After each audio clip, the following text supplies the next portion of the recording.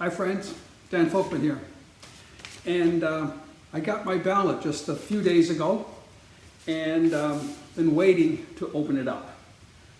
Waiting because I wanted to share with you what I will discover in my envelope along with the ballot.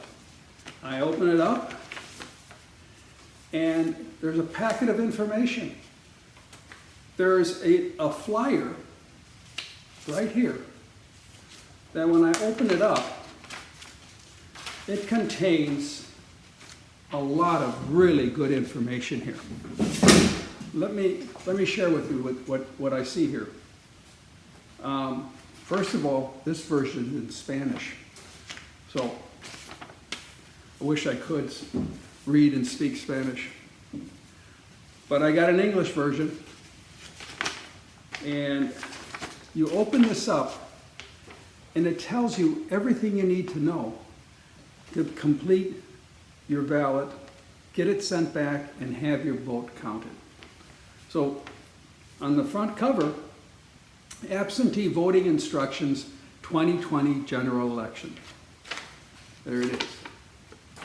And right at the very top, right there at the very top, it says, before you begin, find your witness. You must vote your ballot in the presence of a witness. Very important. Anyone who is 18 years or older and a U.S. citizen can be a witness. You cannot ask a candidate for office to be your witness. Interesting. So that 18 years or older and a citizen to be a witness. If you're living outside the United States, your witness does not have to be a U.S. citizen. Witnesses are available at early voting locations from October 20 through November 1st. That's really important to know. If you're having trouble finding a witness, one is available at early voting locations from October 20 through November 1st. Go to milwaukee.gov/elections for the schedule or give us a call. And the call is up here at the top of the flyer. Below are the really key points to pay attention to. It says right here, mark, seal, sign, and return your ballot by election day, November 3rd. And then there's checkoff points. That's right there on this sheet. This is worth studying. Check your information. Make sure that your address on the envelope is correct. If it isn't, call us immediately using the number above. The number above is right up there. Mark your ballot. Seal your envelope. So mark your ballot, put it in the enclosed postage paid envelope and seal it. Sign the back side of the envelope. Have a witness that has seen you actually fill out your ballot, and then the witness signs it and gives their address. Return your ballot. And it says, please allow 4 to 5 days if returning by mail. And we strongly suggest that you use a drop box. For more information, turn the page over. And this is amazing what's on the back side of this sheet. It has a review checklist. Hello, did you sign the back of the envelope? Did your witness sign and write their address on the back of the envelope? Are you returning your ballot by the deadline? After October 26, we recommend you use a drop box instead of mailing your ballot. That's really important. After October 26, we recommend that you use a drop box instead of mailing your ballot. Making corrections. Now, if you're like me, I'm always worried that I haven't done everything correct. And so making corrections. If you make a mistake, contact us immediately to ensure that your vote will count. We can send you a new ballot. The deadline to request a new ballot is 5 p.m. on the Thursday before Election Day. The deadline to request the ballot. However, this deadline is not realistic for you to have time to vote by mail. Again, this is really interesting. So if you're in a bind, you made a mistake, you can request the ballot by Thursday before the election.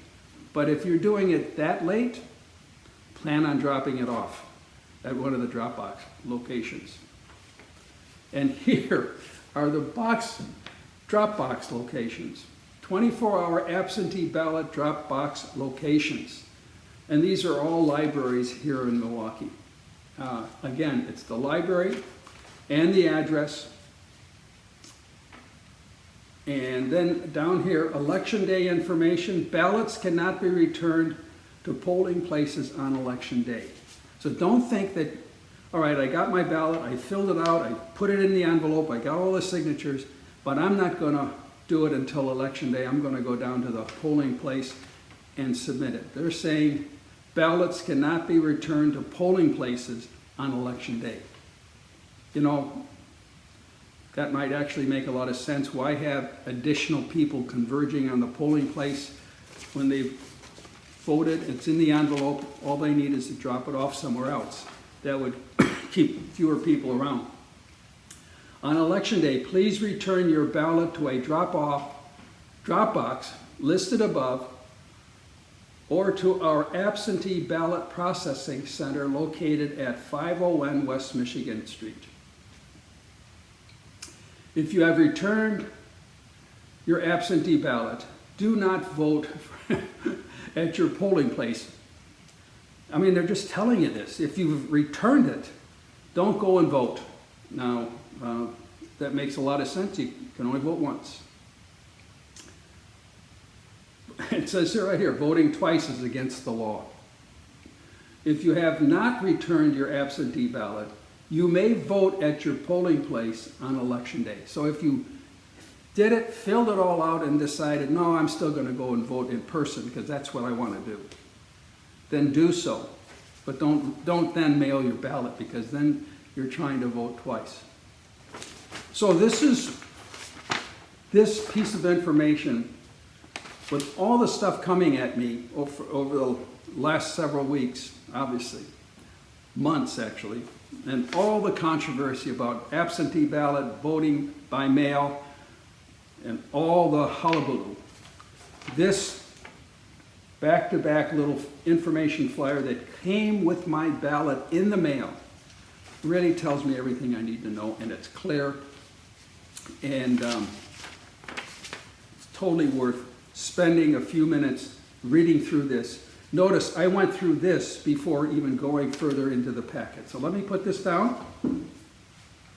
And now the next thing in the envelope is the return envelope, postage paid. Put in your address, and this is postage paid, City of Milwaukee Election Commission. If you're not in Milwaukee, it'll go back, it'll be addressed to the local election commission of your municipality or locale. All right, but on the back side of this, here's the address, but on the back side is the crucial information. And you can see there are several yellow lines. Read this carefully, really, read it carefully, but it boils down to, if you're the voter, sign your name and date. Today's date, in other words, the date in which you have completed the voting, inserted it into the envelope, sealed it, and now this is today's date, the date. If you need an assistant in helping you complete the ballot, then the assistant must sign. All right? And down here is the signature of one witness, the signature. Must be an adult and a U.S. citizen. And you need to sign and give the address, your full address, where the witness lives. That's all that's required. That's all that's required. And so, there we are. This is the return envelope. Now, let me put this down. And here is the ballot. It's one page, and it's very straightforward. You've got the offices and the candidates that are running for office. A lot of this information deals with local public offices and candidates running for local office. And so your ballot will be different. Will have different names and offices depending on your address, what offices are open and who's running for what. Let me point out that my ballot is all on one side here in Milwaukee County.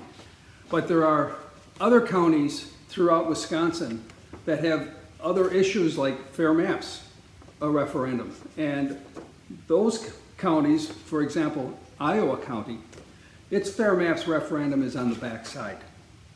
So depending on where you live, depending on your address, who's running for office, what offices are open, and whether or not there's referendum or other issues on the ballot, it could be one, maybe two-page ballot. But the act of voting is simply deciding who you're going to vote for. In this case, right here on the first column, right there, is the vote for the president. And there's a little oval, you fill in that oval nice, and they're suggesting that you use black ink. And then you go and you make your voting choices. Once you're done, you fold this up, all right? You get the return envelope, you put it in the envelope, just like this.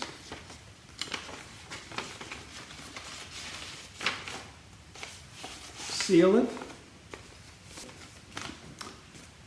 Put your return address, and then you sign it as the voter. Your witness who saw you actually fill out the ballot as a witness, they're signing it, giving their mailing address, and there it is. Let me explain a little bit here. If you've finished casting your ballot, you put it back into the envelope, and for some reason you think you made a mistake, or you want to double check something, or you want to open it up so that the witness can actually see that you've filled out the ballot and or put it into the envelope, that opening up and resealing is more than likely going to invalidate your ballot. And my recommendation is don't take any chances.